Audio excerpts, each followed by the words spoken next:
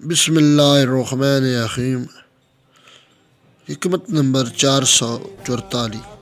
मौला मीर कायनात अली इब्न अबी तालिब अलैहिस्सलाम ने फरमाया, वो थोड़ा सा अमल जिसमें हमेशगी हो इस ज़्यादा से बेहतर है जो दिल की तंगी का बायस हो।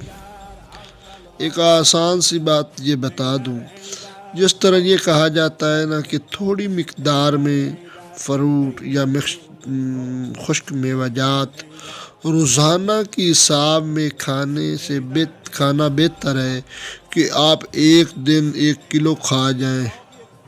बेहतर है कि थोड़ा थोड़ा जो है ना आप रोज़ाना खाते रहे, वो आपके लिए ज़्यादा मुफीद होगा।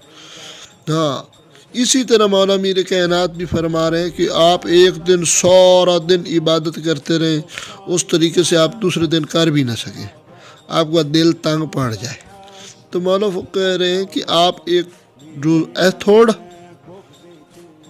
थोड़ा सा अमल जो है ना वो रोज़ाना करते रहें, जिससे आपका दिल भी तंग ना हो और अल्लाह की इबादत करते रहें और तवील वक्त तक करते रहें, वो आपके लिए वैसे फ़ायदा है।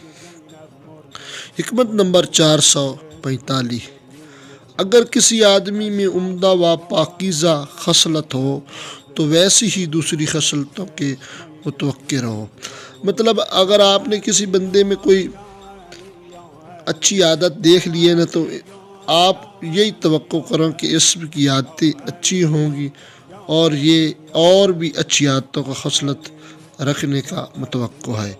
अल्लाहुम्मा सल्ली अला मुहम्मद व आले मुहम्मद।